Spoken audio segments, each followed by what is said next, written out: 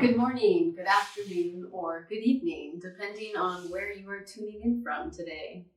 So, as I am sure you are all aware of at this point, today we are talking about coming out. So, when I was first approached to do this and told that I would be sharing my own coming out story in 10 minutes, my initial response was, how? Cool, but how? I have come out in so many ways to so many people for so many different reasons, using so much different language. How will I possibly do that now in 10 minutes? So I took a moment and tried to think back through the most significant moments of coming out, whether that was to myself or to an individual or to a group of people, and quickly realized there's some common ground there that's still very much a part of my life now, and how I see this ongoing coming outness still a part of my reality.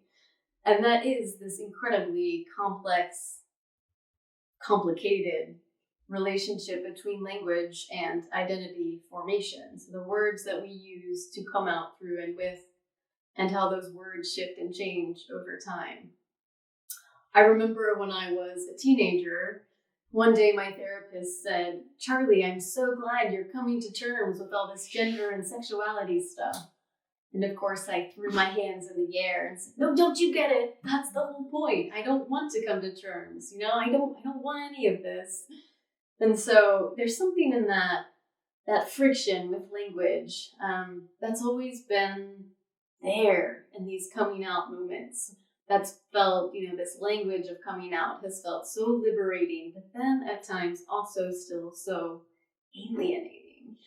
And so now I'm a dancer, and so this pretty obvious shift away from words, verbal language, into this other form of embodiment and expression and communication. But I have spent pretty much my entire life thinking about language and thinking about communication. Language is can be incredibly orienting and grounding and anchoring, can help us understand how we're situated, where we're facing, which way we're moving, what we want to move towards. And at the same time, the minute we start to name things, we start to shape the edges of them, we diminish them in some way, by creating, and through this language, these limits to what things can extend into. And I've always really felt that with the language I've been given to come out with. Gay, lesbian, queer, genderqueer. All of these words do something. They do a sort of situating, but they also take something. Or in my experience, those words can mean so many things to so many people. And so there's a friction there. There's something that is both liberating and magical, and also not quite right. Where is the room for the shifting and the changing? At least in my personal experience, it's led to an ongoing coming out again and again. Every time there's this sort of slight shift, and that's tiring.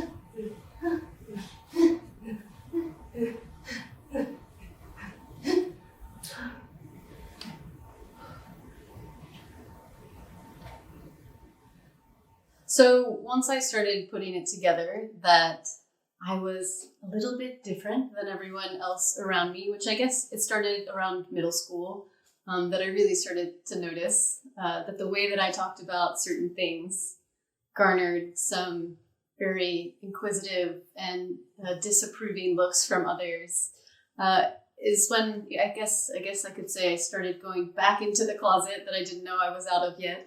And then also at that same point, or at that same time, was pretty skeptical, or became pretty skeptical of humans. I became pretty disinterested and pretty, disappointed in the conversations I was having. It felt so clear, and so many of those conversations, that the way that I experienced the world and the way that I wanted to experience the world was not the same. And so it was around that time that, thank goodness, that I grew up in the forest, because the woods and the swamps really became a lifeline. And every day after school, I'd get home off the bus and just take off into the woods, no humans. And in many ways, as odd as it sounds, that really became the first queer space for me, or this first kind of coming out or realization for myself that I was queer, even though I didn't know that word or what that meant, but that in this space, I could be that, a sort of wild version of myself. And I do see wildness, or this concept of wildness, very much related to how I understand my own queerness.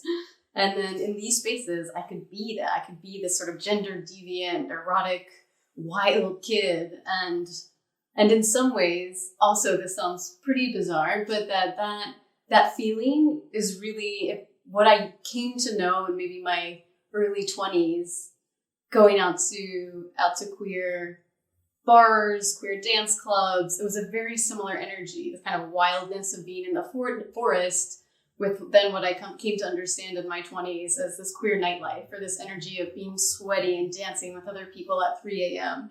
And so, but to have that kind of initiate or begin as such a kid, and not with other humans and not with language, has been pretty fundamental to how I understand queerness and my identity, and fundamental to why language has always felt difficult and intimidating, and never has been able to encapsulate what I think that queerness really is, or gender identity really is. And my own gender identity has changed so much over the years.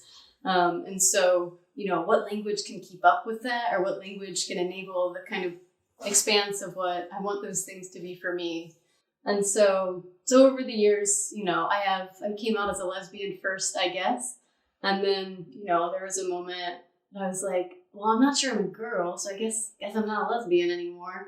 And then trans lovers that I've had, of course, have made me learn so much about orientation, and, none of the labels work anymore when, I keep changing. The lovers I have are always different. And, it's queer, I guess. Queer is the word I use now. It's a word I've used for a while. Although I think it would be helpful to note one particular story in which language was profoundly helpful, which was in high school. I was not out really to my parents. They knew, but we didn't talk about it. So I don't think that counts. And so the internet, right? The 90s, we had dial-up internet, and I heard about gay chat rooms, the existence of gay chat rooms. I don't remember how I heard about it. And I was fascinated. I was like, oh, what is it? I want to know what this thing is. And so, long story short, I got caught because my parents checked the browser history, which also I didn't know. The internet was so new. I didn't know there was a browser history. But I did go to this gay chat room in high school, probably early high school. So maybe I was like 14. And I probably stayed on it for 5 minutes. I probably didn't even type anything, but I saw it. And that changed everything. Until that moment, I didn't know. I didn't know there were other people out there in the world. I really just didn't. And so just being there and seeing these other people in something called a gay chat room was this whole promise of a future. It was like, I have a life to go live. There's other people out there. And so it was this big shift, this moment that in that way, language, or just even just calling this thing a gay chat room, and that people saw that language and said, I'm going to go there. For me, that was a moment language really opened up this whole world.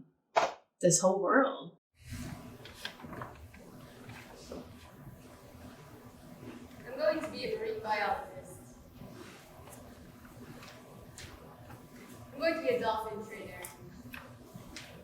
a graphic designer. Okay. I'm going to drive a school bus. I'm going to be an angel. I'm going to have huge wings, fat wings, full of worms and dirt and snow and wood. I'm going to be an angel, and I'm going to drive a motherfucking school bus. I'm going to be a wolf. I'm going to be an otter. I'm going to be a walrus, a unicorn, a sea turtle. I'm going to be a pterodactyl. I've been a pterodactyl. I'm going to be an otter. I'm going to be an otter, and I'm going to get a job. And I'm going to go to work. I'm going to be an otter, and I'm going to go to work. I will not work at Geico.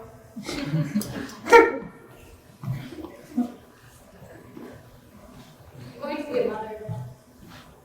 Fuck that. I'm going to be a father. Fuck that. I'm going to be a daddy. And there's something that I've said many times, and it feels so trite every time I say it, but it's also so true. So I'll say it again now, which is that dance has really saved me over and over and over again. I fully believe that dance has saved my life. And that when words have failed, or when people have failed, this other thing, this other form of expression and embodiment has always been there and given me this form to show up, to come out again and again and again, over and over. And we have this other maybe kind of trait saying in dance, which is that movement doesn't lie. And I don't know that that's always true, but I do think that there is something about movement and performance where you can't really hide. If you're falling, you're gonna fall. Or if you're nervous, you're gonna have to negotiate how your body shakes when you're nervous. And so dance has been this thing that, all of these feelings or words that I might associate with queer identity, they all show up in dance every time I do dance. And so therefore dance has become this thing that allows me to really work through those feelings: nervousness, desire, power, privilege. There's so many. It's like all of the things that exist around queer identity for me. It's like dance is this practice. It's like a practice of queerness and a practice of coming out every day. And it is my hope that language does that also, that we keep finding ways to use language to allow for that nuance and that complexity and those changes. So to keep finding ways to allow ourselves and each other to come out again and again, to show up again, to be here now and here now and here now, as similarly or as differently from the last moment as we need it to be. So thank you so much for your time. Bye.